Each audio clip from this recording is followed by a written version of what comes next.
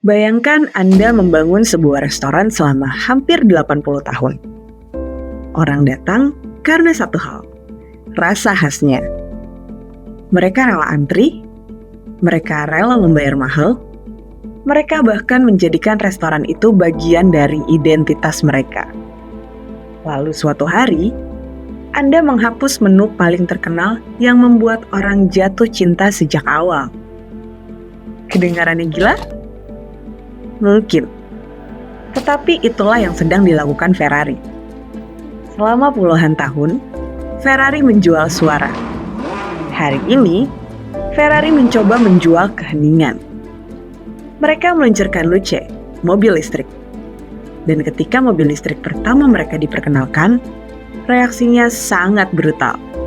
Internet menghujat, penggemar marah, mantan bos Ferrari mengkritik, saham perusahaan pun anjlok. Tetapi ada satu hal yang tidak sesuai dengan cerita itu. Mobil yang katanya bukan Ferrari itu karena tidak bising, justru habis dipesan sampai tahun 2027. Lalu siapa yang salah? Para pengkritik atau Ferrari? Yuk kita bedah pada edisi Inspira kali ini, inspirasi dari seberang. Mei 2026, Roma. Ferrari memperkenalkan Luce, mobil listrik pertama dalam sejarah perusahaan. Awalnya semua tampak normal. Lampu, musik, panggung, kamera. Para wartawan mendekat, sebagian mengangkat ponsel, sebagian mencoba memastikan apa yang mereka lihat. Karena semakin lama mereka memandang, semakin muncul pertanyaan yang sama. Is that a Ferrari? Pertanyaan sederhana, tetapi sangat penting. Karena Ferrari biasanya tidak pernah membuat orang bertanya seperti itu. Ferrari biasanya langsung dikenali. Suaranya gahar. Namun, Luce berbeda. Bentuknya lebih lembut, lebih tinggi, lebih tenang. Dan yang paling mengejutkan, ia datang tanpa suara yang selama puluhan tahun menjadi simbol Ferrari.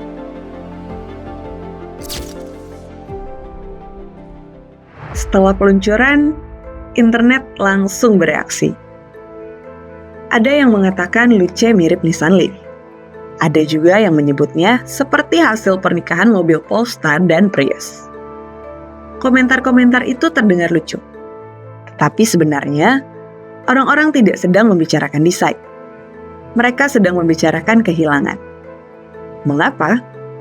Karena bagi banyak Ferraristi, Luce terasa seperti Ferrari yang kehilangan jiwanya. Bahkan, Luca di Montezemolo, mantan chairman Ferrari, mengatakan bahwa Ferrari sedang mempertaruhkan sebuah legenda.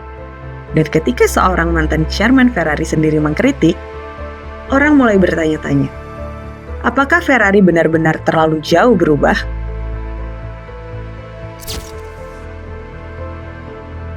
Jadi, mengapa banyak yang marah pada Luce?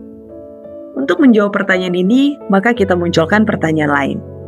Apa yang dijual Ferrari? Sebagian orang mungkin menjawab, mobil sport, mesin V12, kecepatan, kemewahan. Tetapi itu hanya permukaannya. Ferrari tidak pernah sekedar menjual mobil. Ferrari menjual emosi. Ferrari menjual status. Ferrari menjual mimpi. Dan yang paling penting, Ferrari menjual pengalaman. Salah satu pengalaman itu adalah suara.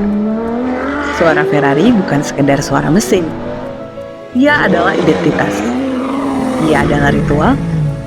Ia adalah bagian dari mitologi yang dibangun sejak zaman Enzo Ferrari. Karena itu, ketika Ferrari membuat mobil listrik, mereka tidak sedang mengganti mesin. Mereka sedang menyentuh sesuatu yang jauh lebih sensitif. Mereka sedang menyentuh identitas.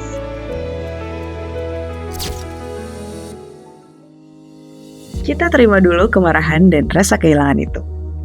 Yang jelas, untuk memahami Luce, kita harus memahami satu nama, Jony Ive, pria yang membantu menciptakan iPhone.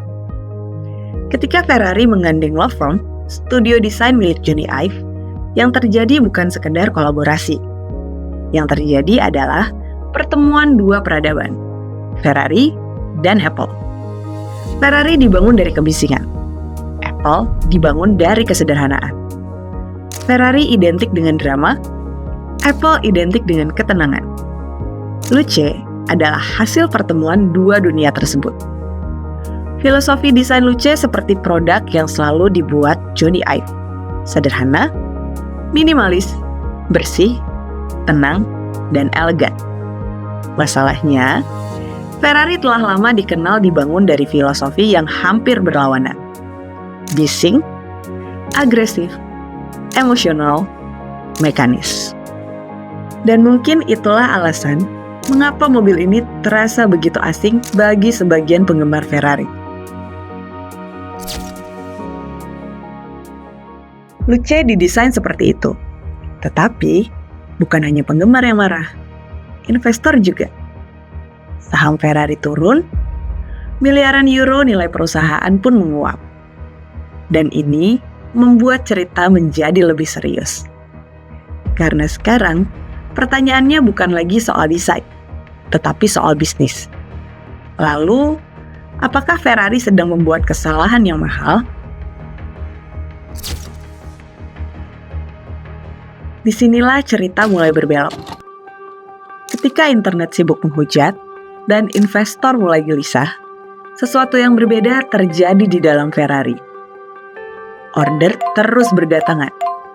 Ferrari mengungkapkan bahwa pemesanan Luce datang bukan hanya dari pelanggan lama, tetapi juga dari pelanggan baru.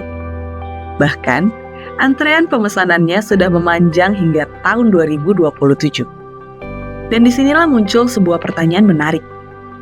Kalau mobil ini benar-benar buruk, mengapa orang tetap membelinya? Kalau Luce benar-benar bukan Ferrari, mengapa orang rela membayar ratusan ribu dolar untuk memilikinya? Ternyata, orang yang benar-benar mengeluarkan uang seringkali berpikir berbeda dengan orang yang paling keras berbicara. Dan mungkin, disinilah Ferrari mulai melihat sesuatu yang tidak dilihat oleh para pengkritiknya.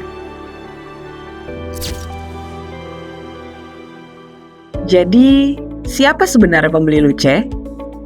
Sebagian adalah kolektor Ferrari. Orang-orang yang sudah memiliki beberapa Ferrari dan ingin menjadi bagian dari setiap bab baru dalam sejarah merek itu. Sebagian lagi adalah pelanggan Ferrari lama. Mereka tetap menyukai Ferrari bermesin V12, tetapi mereka juga membutuhkan kendaraan yang lebih nyaman untuk digunakan setiap hari. Namun, kelompok ketiga mungkin yang paling penting, pelanggan baru. Orang-orang yang sebelumnya tidak pernah mempertimbangkan Ferrari. Mereka tumbuh di era yang berbeda.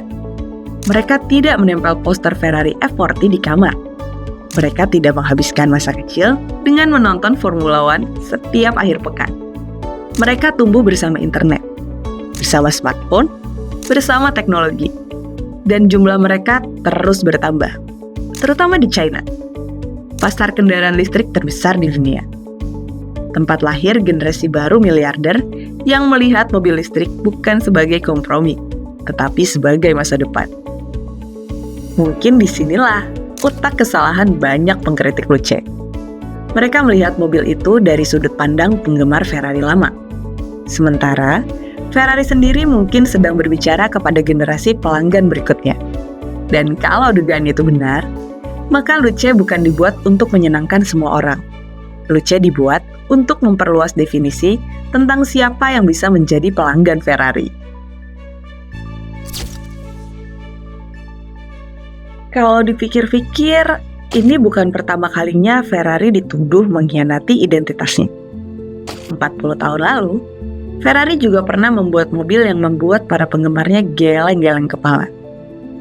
Namanya Ferrari 412. Mobil 4 kursi, lebih nyaman, lebih santai, tidak terasa seperti Ferrari yang dikenal saat itu. Kritikus membencinya. Bahkan, sebagian media otomotif menganggap mobil itu terlalu jinak untuk menyandang logo kuda jingkrak. Tetapi, Ferrari tetap menjualnya. Bukan 1 tahun, bukan 5 tahun, melainkan 17 tahun. Mengapa? karena ternyata ada pembeli yang menginginkannya.